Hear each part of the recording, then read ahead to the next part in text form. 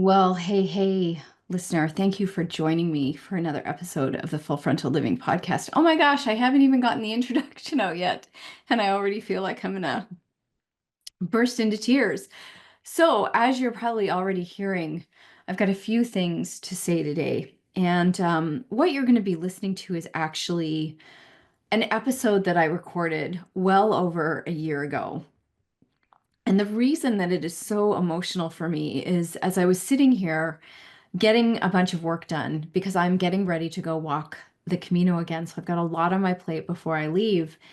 And a memory came up on Facebook. And I don't know about you, but I think that Facebook memories are the only thing that I really love about Facebook anymore. And I'm having less and less memories because I don't hang out there anymore. I don't post a lot there.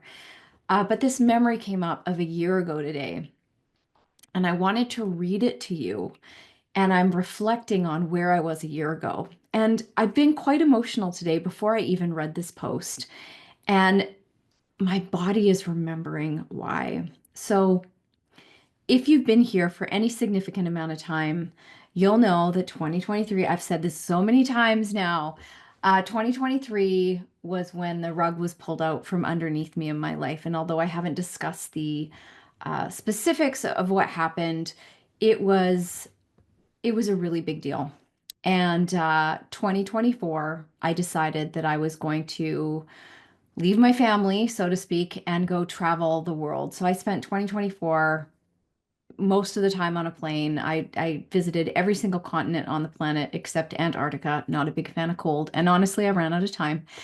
Um, but this time last year was my first big solo trip. I left my family for an entire month. I went for the entire month of May. I walked the Camino. I went to Mallorca. I went to Morocco. And then I ended up back in Spain in San Sebastian by myself for a week. And that was the first time I'd ever traveled solo. So I was with people for most of the trip, but that last week was about myself. And I recorded a really powerful podcast about a process that I took myself through that helped me detach from the pain that I was carrying around. So you're going to hear that in this encore episode called The Rock. But I wanted to read you the memory that came up on Facebook so that you had some context around this and to take because I wrote this before I actually recorded that podcast episode. So I wanted to give you a little bit more context. And I'm really just celebrating and inviting you into the possibility that, when we are going through life, when it is lifing us hard, when we are in a lot of pain, when things have, like I said, the rug has been pulled out from under you, there can be these moments where you feel like you are never going to break free and that you're not going to be okay.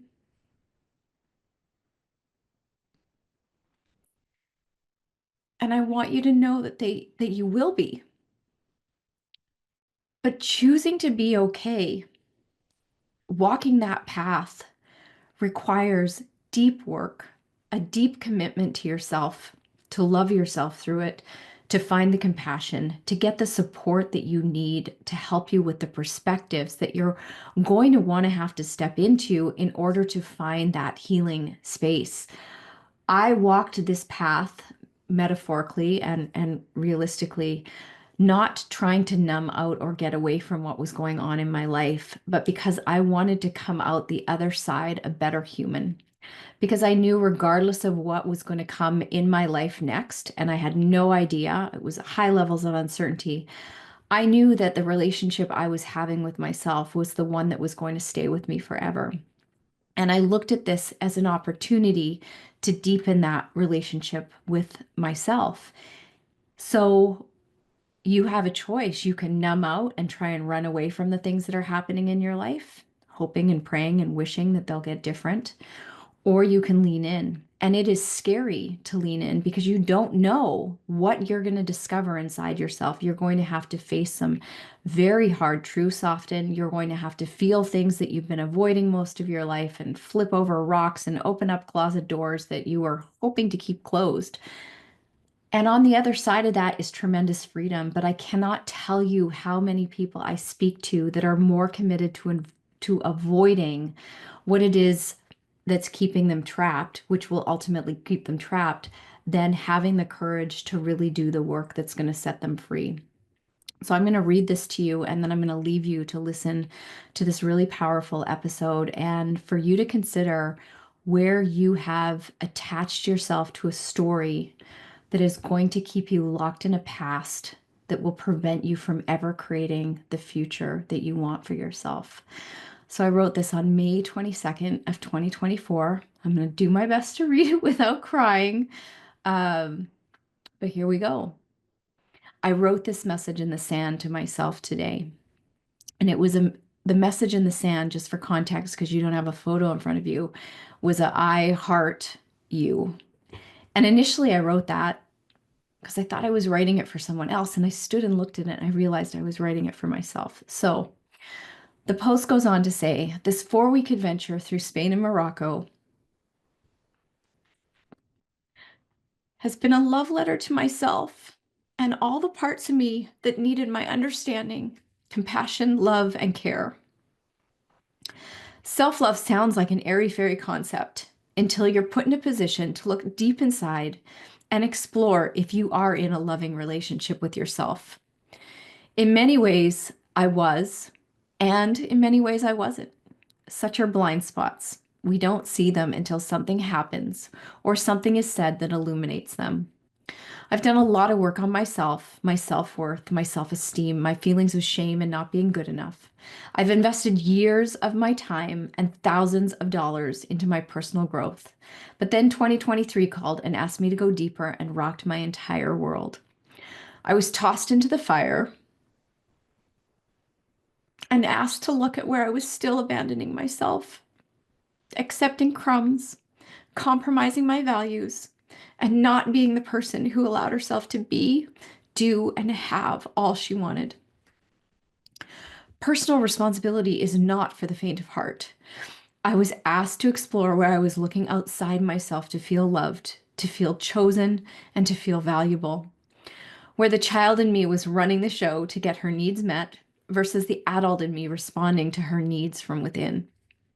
It's been a messy process of navigating grief as I move through the stages of denial, bargaining, and anger to get to the ultimate place of acceptance and peace. It has been far from linear and incredibly painful. Acceptance of myself and the responsibility I have to love and show up for me, and acceptance and accept the past so I can let it go and step powerfully into the future I'm writing. It's time for me to release the rock I've been carrying around and set myself free with love and acceptance. I'll share my story about the rock on the Full Frontal Living podcast, and you're going to listen to that episode next. But for those of you who've been up close and personal to my journey, you already understand the significance of this. Ironically, letting go is when the work actually begins because commitment to the new means a whole new set of criteria built on an entirely new foundation. At the ending of one part of the journey, to begin the commitment to the next. So please listen to this episode with an open heart. And as I said, consider where you've attached yourself to one story that's preventing you from stepping into the next. And please understand there's so many people out there talking about letting go. Having walked this path, I understand intimately what's required to let go. It truly is about the commitment to what you want. It means no longer dipping your toe in the stories of the past and truly being forward facing. And that takes a lot of discipline and a ton of commitment. It means not pulling on the threads of the past. It means not following thought patterns that aren't going to serve you. It means forgiveness of yourself and often other people. And man, does it ever come with a boatload of compassion and grace. Because as much as I believe I'm on the other side now, I'm really like, when I look back of where I was a year ago compared to where I am now, I have amazed myself, to be honest. I'm so proud of the work that I've done to feel the way I feel. I feel back alive again, and my life is better than it's ever been. But I see people that get trapped for years and years and years in the past, in the stories, in the pain, because those rocks that they're carrying around, they're not willing to let them go. So, if this is something that you are struggling with, if there are parts of you that feel trapped in an identity that you don't want to have, a story that you're no longer wanting to tell, DM me. I'm taking on one-to-one clients in, let's see, the end of June when I'm back from the Camino. So now's a great time to reach out. I've got a few spots available starting in July or late June of this year. This is 2020. What year are we? 2025. So just DM me, reply to this. We'll put everything in the show notes. So we'll make it very, very easy if you're interested in exploring coaching for yourself and setting yourself free. And use me as an example of what's possible. Because I tell you, like a year ago, I was wondering if I was ever going to feel okay again. And, now life is very, very different. And it's different because I was responsible for my role. The other parties were responsible for their role. And we chose to move forward and make a future that is brighter together. We both committed to our own work, and we both committed to what it was going to take in our relationship. So I'll leave it at that. Enjoy this encore episode. I would love to hear your thoughts, your comments. So again, we will put everything in the show notes. Just reach out and share. And I hope that you enjoy, and I hope that this episode gives you as much peace as it's brought me and my clients who I've actually used this exercise with now. We actually did a rock exercise when we were in Whistler at our Whistler retreat last year. So I will stop talking now. Enjoy the episode, and I will catch you next week.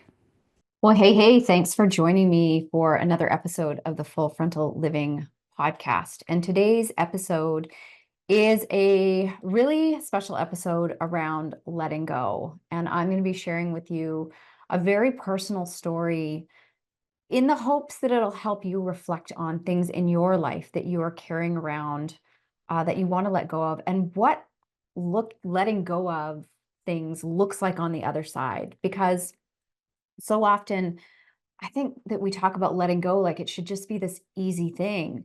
And it can be, but for most people, it takes time to be ready to let go of things. There's a whole grieving process that needs to go on, because if we're attached to something, in order to let it go, requires that we grieve it, which means you're going to go through feelings of anger and frustration and maybe denial of these things even happened or they were part of your life, in order to get to a place of acceptance. And you truly can't let go of something until you are ready to fully accept it.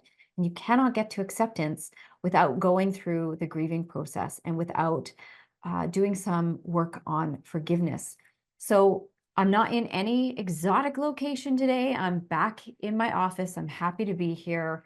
And I wanted to share, though, another story from the Camino that I actually wrote in my journal. Now, I've told this story to some clients because I'm always sharing, when you're behind the scenes in my world, I'm always sharing kind of the behind the scenes of what's going on for me. My clients get a much more in-depth view. And I do that intentionally because for many of the women that I work with, they are leaders in their own rights. They are not super comfortable with vulnerability because they haven't really been taught what that looks like. And for any man or woman who is in a position of leadership, it's often incredibly hard to be vulnerable because you're leading other people. And many of them haven't been in a room before where they've talked about things that they needed to talk about or shared how they're really feeling. So when I show up for my clients and let them see my process behind the scenes, it allows them to more courageously step into having compassion for themselves and talking about the things that are weighing them down. Metaphorically speaking, sometimes it's actually physical weight that they're wanting to talk about. But in any regards, leadership can be incredibly lonely. And when we have a space where we can talk about what's really going on for us, it is absolutely transformational, and it actually makes you a more powerful leader. So the more that I show up and share, and I'm open and vulnerable with my clients and with you, my listeners, I'm doing it so that you can see that this is possible for you, that the things that are holding you back in your life, or maybe where you're afraid to speak up, that you can start to, or you can find those rooms where you can feel safe enough to be open and vulnerable. So today I'm going to be telling you the story of my rock. Now, I'm holding in my hand a rock. This is not the rock. This is like a pretty gold, sparkly rock. But I am going to be telling you the story of my Camino rock. And if you've listened to previous episodes, I went to the Camino after having a really challenging 2023. There were lots of things that happened in my life, that really created a lot of pain and suffering. And when things happen in your life that you didn't ask for, and they come unexpectedly, as this is usually what happens, and it could be a whole variety of things, from losing your job, the death of someone you love. I mean, there's so many different things that can happen: a car accident, an injury, infidelity, like you name it, things will happen, and they will happen out of the blue, and they will knock you off center. And depending on the severity of what has happened, it's going to impact you deeply, because you are a human, you are not a cyborg. We have feelings, we create interpretations, and we have to make sense of our world. And as a human, you cannot avoid pain.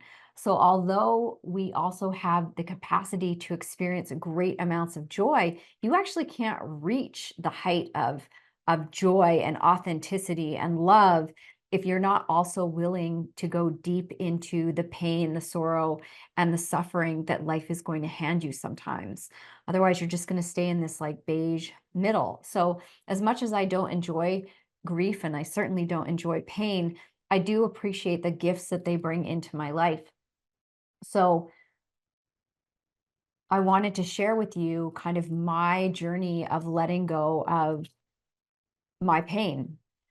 So in walking the Camino, in going to Spain, I knew that I did not want to come home the same person that I went. Now, I did not want to put expectations on myself that I was going to have this profound spiritual awakening and everything was going to be changed in my life. Um, I knew something would shift for me, because I'm just a person that lives from this growth mindset. I'm always looking for opportunities and metaphors in life to help me with my own learning and understanding of things as they're occurring in my world. But it could have just as easily been a long walk, albeit it was a very wet walk. But I trusted that I would get what I needed, and that was what was most important. I wanted to let go of the pain that I'd been carrying around, but I didn't know what that would look like for me. And when we get attached to things like our pain, like our suffering, when we hold on to something, we're holding on to it because it starts to get embedded in our identity, and it starts to become valuable, familiar, and safe. So when people say to me, like, Lisa, why would I hold on to this? Like, I don't want to hold on to this thing. It often comes back to the pain that is easier than the pain that you don't. And the familiarity and the certainty that comes with what is powerful enough for us to stay attached to things, even though it hurts, even though it's holding us back from stepping into our future. We will cling to it with a death grip, because we're so terrified of who we will be or what might happen to us if we let it go. So letting go of whatever you're holding on to is also means you're going to be letting go of the value that that pain was giving you. So what happens is, we sit in fear, we hang on to the pain and our past, because the uncertainty of the future is just too much. And all I can say, in all honesty, I was so blindsided by what had happened in my life, that that uncertainty of what the future held without that pain to protect me was just unbearable. I don't know how else to describe it. It became, my pain became the thing that was protecting me. It's like, um, I don't know if you ever had this experience, but something bad happened to a girlfriend in the past, and then you become like a fierce protector, or you're like a mama bear with your kids. And it's like you do everything to try and protect them from that ever hurting them again. But in the process of trying to protect them, you're actually robbing them of experiencing their future or learning the lessons. And this is what our pain and suffering can do to us. It robs us from actually being able to step into that future. So while I was walking the Camino, I was aware of, this thought about, like, what is it going to look like for me to let this go? And a thought popped into my head while I was on the Camino, and I realized, like, man, I don't want this here. I don't want this thought on my experience. This doesn't get to be here. And I don't know if you've ever had that happen to you, where you realize, like, you're ruminating over something all the time. So it doesn't matter where you are. You could be out for a great night out with your friends, and all of a sudden these thoughts will pop in your head of this thing you're holding on to. Maybe it's hating on your body, or something that's gone on with your partner, or something that's gone on with your kids. But it's like, God, I can't even go out and have fun. And now I'm thinking about this thing again that is just so toxic to me. And in that moment, when that thought popped into my head, I realized, like, I didn't want this to be part of my experience on the Camino. I did not want these thoughts following me along. I did not want to ruminate on them. I did not want to process them or work through them. I just didn't want them there, period. And I realized that I was the one that was choosing to let them in and become part of my experience. So in that moment, I picked up two rocks. And both of them represented things that were causing me pain in my life. And along the Camino, there's always markers that mark your way, and people typically will leave things behind on those markers. They might be loved ones, or, something they're working through. Everybody on the Camino has a story. And I mean, you don't even have to be on the Camino. I think everybody just has a story in general.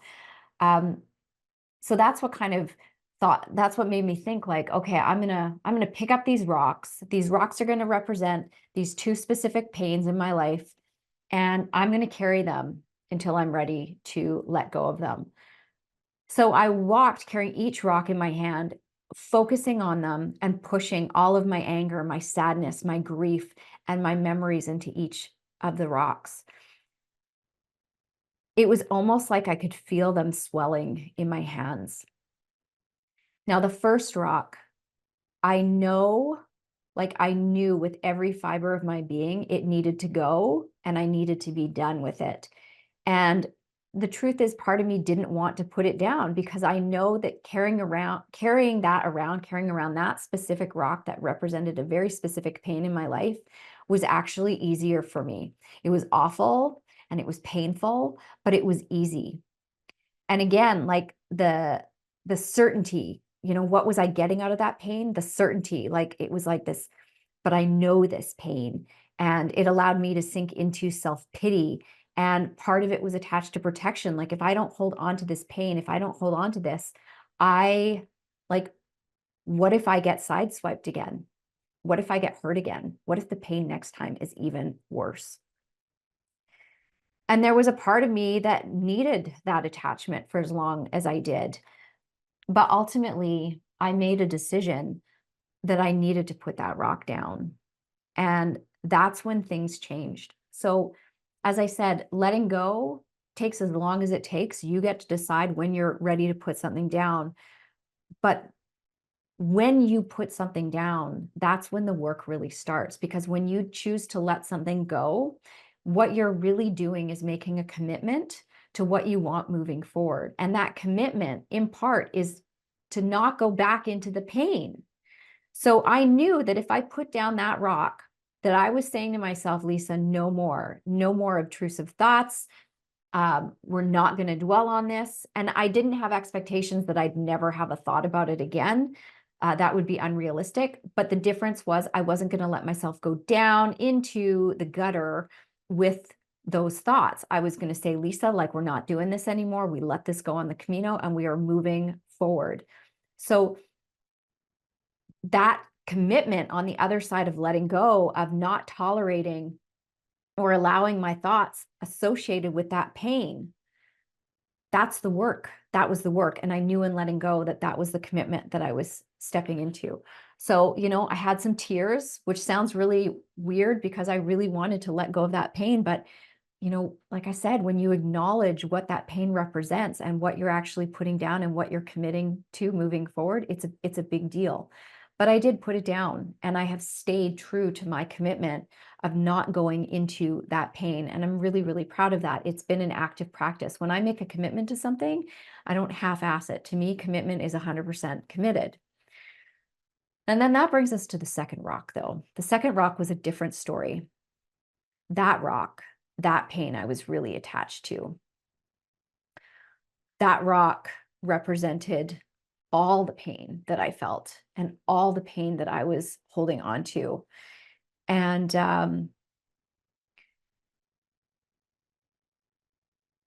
there was so much that specific rock represented. That rock for me represented the past.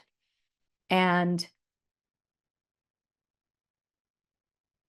as I've said, holding on to the past, we often use holding on to the past as a way to protect us from ever getting hurt again in the future, ever feeling that pain again in the future, which the irony is no amount of holding on to the past will protect you from or save you from any future pain.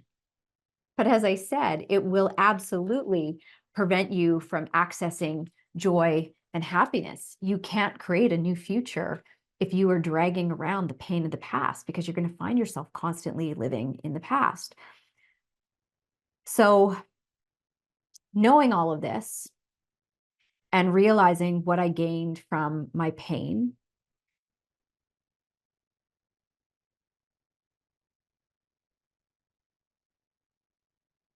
I still couldn't get myself to give up that rock. The goal was that when I got to the end of the Camino in Santiago, when I hit marker zero, that I would put that rock down and I would have this celebration and I would be free of that pain. And I got to marker zero and I couldn't do it. I couldn't do it.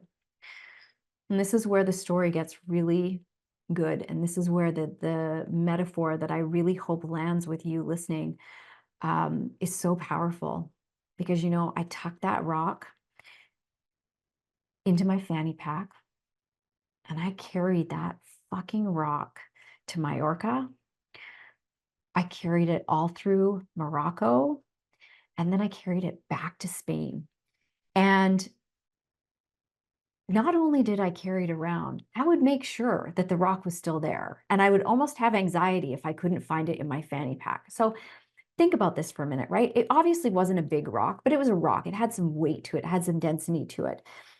And it represented a pain that I had been carrying for over 14 months.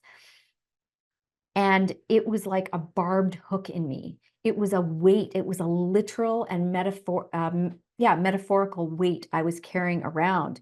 It was becoming a piece of me, right? That pain was starting to become my identity because I was so attached to it. I felt the weight of it every day.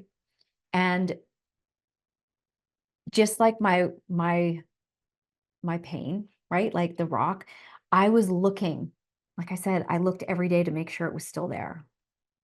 How crazy is that? Like, think about that. This is something I want to let go of. Yet I would actively go and make sure that that rock was still in my fanny pack.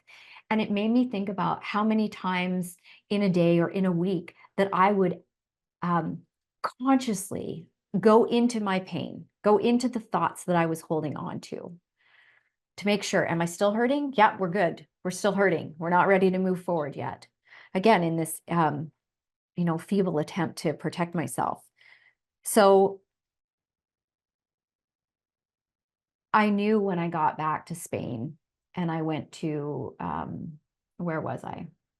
San Sebastian was my final week in Spain. And I really thought about how I'd pack that rock so many kilometers with me. And I knew I didn't want to bring it home, but I also knew I wasn't going to force myself to let it go before I was going to let it go. But I also knew I had to ask myself the question of like, well, what is it going to take, Lisa? What is it going to take to let it go? Because the longer you hold on to this, the more it's going to become part of your identity, and the more you are robbing yourself of the future life that you want. That was the bottom line. So, I went down to the beach on the day before I was leaving San Sebastian to go back to Madrid, and I sat on the beach for probably about 4 hours, and I held that rock and I squeezed that rock and I looked at that rock and I journaled, I wrote in the sand to myself. I did a post on Instagram, and I sat there until I felt complete, until I was ready to really acknowledge what that commitment to myself was going to look like moving forward. If I released the pain, what was I going to be committed to moving forward? And I'm going to share that with you. I asked myself what would be possible if that pain, if that rock was no longer part of my story.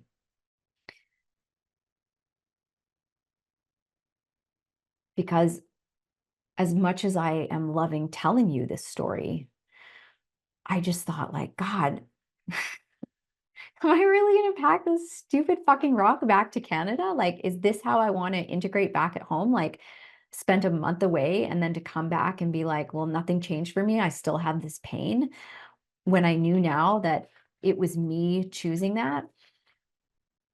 So I wrote down, my commitments, and I'll share those with you. So after I listened to music, got grounded in kind of the future that I wanted, and I got myself to a place of deep gratitude, to be perfectly honest. And if you had asked me, you know,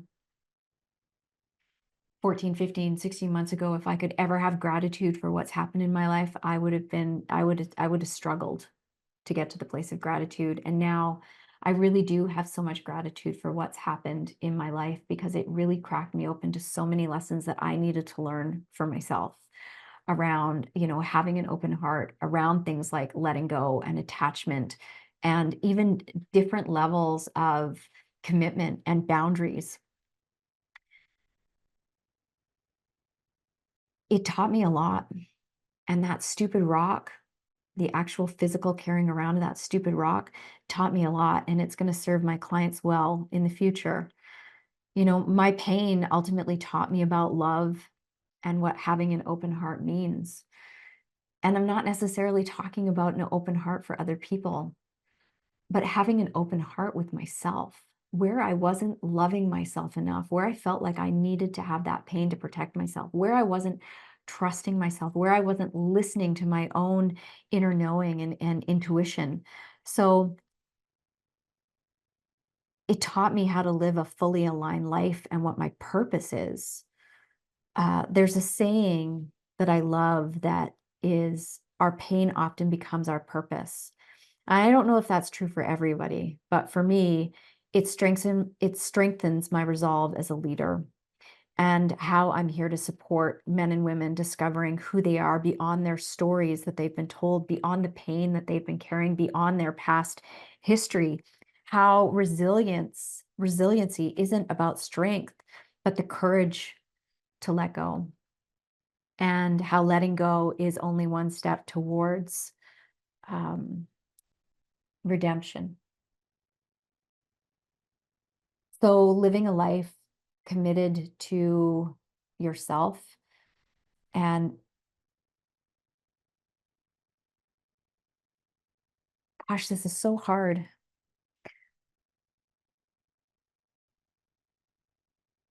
but I'm here to support people who want to live a life committed to themselves and nurturing their hearts more. And so many of the people that I work with really struggle to do that. They struggle to meet themselves with compassion. And I know that I've had to really deepen into this even more for myself. So after this 4 hours of reflecting and journaling and crying and laughing and feeling like my heart was going to crack open with gratitude, and listening to songs like Unwritten by Natasha Bedingfield, and just thinking like, this is the moment, Lisa, this is the moment that you get to release your past and fully step into whatever future you want. And it's okay to be afraid, and it's okay to be uncertain. And it's also okay to be excited about that, but that you can. I knew that I could navigate the uncertainty because the truth is, whether I had that pain or not, I'd been navigating immense uncertainty for years. So I walked to the water, I put my feet in the sand, and I let the wash roll over my feet. And the ocean has always been a powerful place to transmute energy. I could tell you countless stories of me standing in the ocean crying and just saying, like, please just take this from me. And I believe it's her job to wash our wounds away when we're ready. That's the power of the earth, and that's the power of our oceans and waterways. I cried because I knew I was saying goodbye to my past, goodbye to my pain, and committing to my future, which, as the song said, is still unwritten. I threw it in the water. I threw it in the water, and I felt the weight fall away and that freedom wash over me. I literally could feel that blank page before me.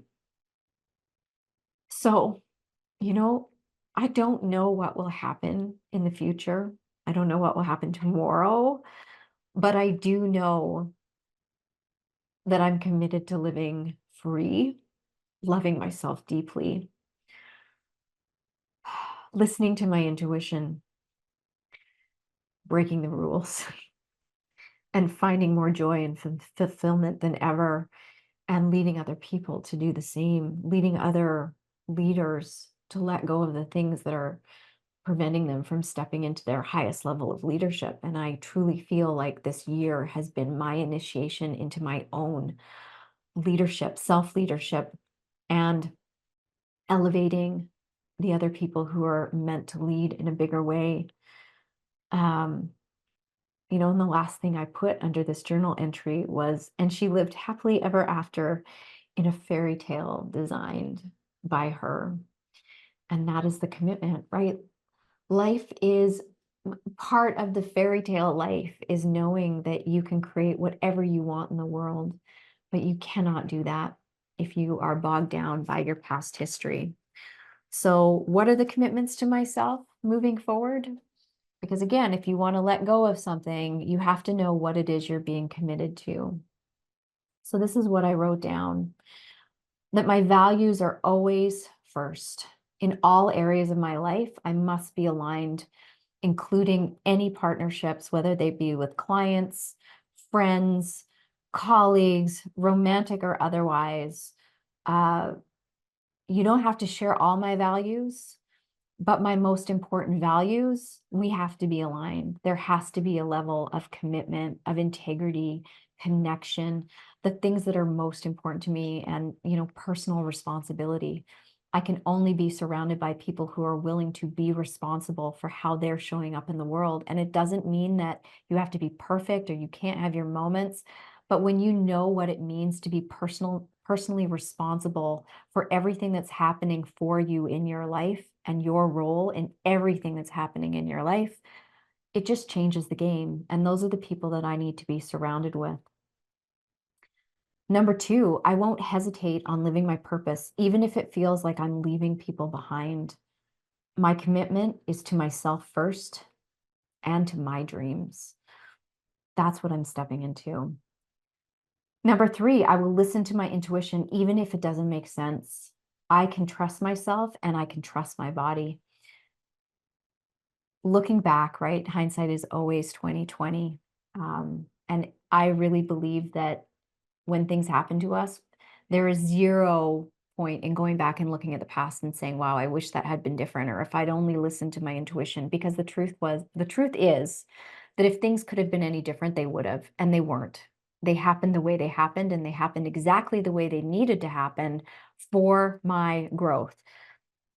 And what it has taught me is that on an even deeper level, I need to be dialed into my intuition. And so often our bodies our bodies speak to us every single day. But so often, women in particular We feel something is off, but then we override it. Or what's worse is we think that we're the problem.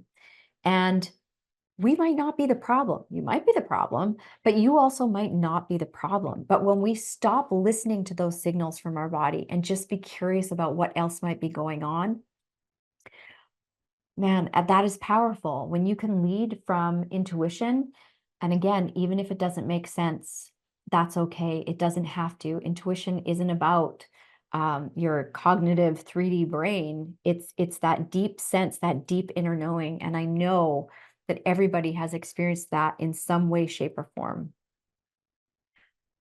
Number 4, no more wasted time. Zero tolerance. Zero tolerance for anything that is outside of um, my values. So yeah, I'm just going to leave that one at that. Like, I am here for people who are willing to show up 100% and be in this life with me. So that goes for clients too. If you're going to work with me, if you want to get in a room with me, you better be ready to play full out 100% because I am going to challenge you. I am not here for some pussyfooting around, babying you. I am not going to stroke your suffering. I am not going to ease your pain. So, am I going to acknowledge your pain? Am I going to be with you in your pain? Yes. Am I going to understand and have deep empathy for your pain? Yes. And I am also going to be the coach that is like, okay, we're going to do this. We're going to figure out how you're going to put that fucking rock down. And we're going to figure out what needs to happen for you to claim the future that you want for yourself. No ifs, ands, or buts. Number 5 is I will go slow. Even if I feel like I want to speed up, it is so important to me that I slow down and that this is really profound. And I really want you to hear this, that the destination that you want to get to is yours. And when you know the destination is already yours, time doesn't matter. You will get there when you're meant to get there. So we don't need to rush. We don't need to push. We don't need to hang on to things. We don't need to fight our way there. We can learn to stay in the process and stay in the journey of becoming the best versions of ourselves every single day. And the destination that you want, the outcome that you want, if it's meant for you, it will come to fruition. So, my question for you, as you're listening to this, or maybe you're watching it on video, if I asked you to write down what rocks are you carrying around, and then get honest with yourself about how long have you been carrying around those rocks? How often do you tell yourself, like, oh, I've got a mindset block here, or I'm working on this thing, I'm working go of letting go of this thing? Well, how long are you going to spend working on letting go of it versus becoming committed to letting it go and looking at and being honest about the value you're getting out of hanging on to it and what kind of commitments that you're going to have to make to yourself if you do let it go? Because often those are the things that we're avoiding, those commitments moving forward. Because again, like, once I threw my pain in the ocean, I knew I wasn't going in there. It was cold. I wasn't going into the ocean to retrieve it. It was saying, like, I'm done with this. This is not coming home. I'm not spending my time here. It doesn't erase what happened, but it means that I'm no longer holding on to it and living in that pain every single day. We're talking about closing the wound, allowing it to become a scar in my life, part of my story, but not my identity. And I want you to ask the same thing. And then what I'm going to challenge you to do, my dear listener, when you've got that list of things that you're really attached to, that you're really holding on to, that you keep telling yourself you want to let go of, I want you to go pick up your own rocks. Because there's something profound that happens when you have to physically carry around something that represents the bullshit that you are holding on to. The weight of it, the looking at it every day, the turning it over in your hands, the seeing it sitting on your desk. I want you to carry around those rocks. And I want you to carry around those rocks until you, my friend, my dear listener, are ready to write out the list of the things you're going to be committed to when you put it down, when you put those rocks down. So be honest with yourself. What are the rocks you're carrying around? What are the things you don't want to let go of? What are the value you're getting out of those? And be honest. Be honest with yourself, right? I had to look at the fact that I was, self-pity. I got to get into self-pity. I got to feel loved because if I brought up my pain, I would feel very loved and taken care of by the people who love me, right? Because nobody wanted to see me in pain. Um, I didn't have to move forward. I didn't have to make any hard decisions. There were a lot of reasons that I was staying attached to that pain. I needed it for protection, or so I believed, right? To protect me from ever being hurt again. And if you've ever been hurt, let me tell you, that's a reason why so many of us keep that pain. The certainty, right? I knew the certainty of this.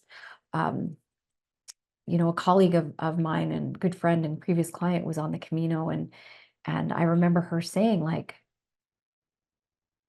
the hardest part is letting go. She'd been working through things for a long time, and I'm not going to tell her story, but she's like, why would I want to hold on to this pain? And I looked at her and said, because you know the pain. It's certain. You know what you're getting when you wake up in the morning. You know what you get when you're going to bed. And if that pain isn't there, who are you without that pain? What's going to fill your time? What's going to fill your thoughts? What's going to motivate you and drive you forward if that pain isn't there? So please understand, you are getting so much value out of whatever you are holding on to. And until you get honest with yourself about what that represents, you're going to have a hard time letting go. Okay. Because how can you be committed to what needs to happen if you can't first acknowledge the value out of what you're getting from holding on to it? Okay. So get your rocks. I'd love to see you. If you listen to this episode, I'd love to see you tag me on social media, post a picture of your rocks on Instagram and tag me at Lisa Carpenter Inc. I would love to hear your stories of what happens when you create that physical representation and what happens for you when you choose to let that go. So I am here for you as you work through your own stories. So like I said, this was a little bit of a different episode, reading, excerpts from my journal entry and talking off the cuff and navigating my own emotions as I tell this, because it was emotional. It was a big deal. And, one day I will share the entire story when the time is right.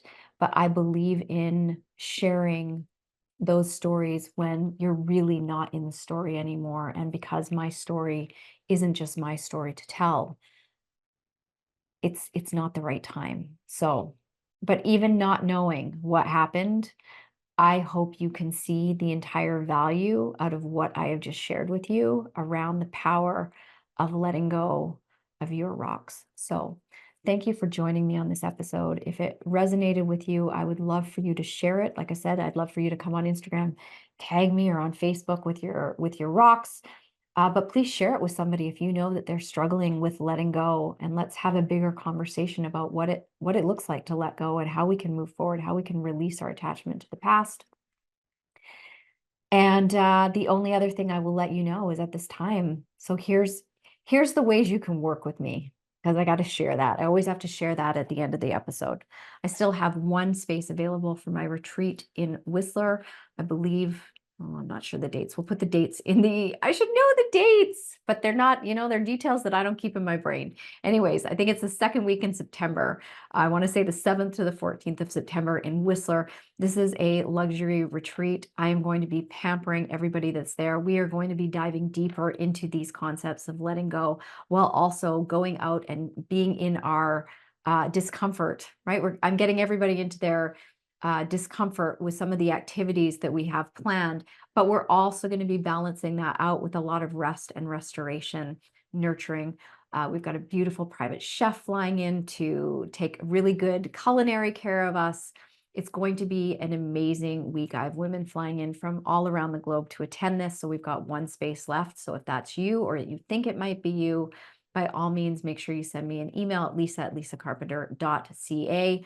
I am also currently booking new one-to-one clients. So if letting go has been something that you've struggled with, if you consider yourself, an established leader, and you are ready to make sure that your insides are matching your outsides. So that's what I see with a lot of my clients is there's an incongruency between how other people perceive them, yet how they perceive themselves. Yet they don't really have any place that they can talk about this kind of integrity misalignment. Like they know that they are out of integrity with themselves, but they don't know what conversations they need to have to shift that. And they know where they're going, right? My clients have a clear vision of where they want to get to in their life. They just don't know what needs to happen to get there. And I can help you get wherever it is you want to go. So that's just a conversation away. You can find the information about how to apply to work with me at lisacarpenter.ca/WWM. And I look forward to meeting you and having a conversation about what those options are. I don't have much availability. So if this is something you are thinking about, do not hesitate because once those spaces are filled, they are filled. All right. Thank you so much for listening and being here with me while I shared this powerful and vulnerable and very personal story of growth. I really do hope that it serves you. That's why I'm here. That's why I'm willing to share these stories, is because I believe that in sharing my stories, it helps other people grow and change and transform. So I appreciate you listening, and I will catch you on the next episode.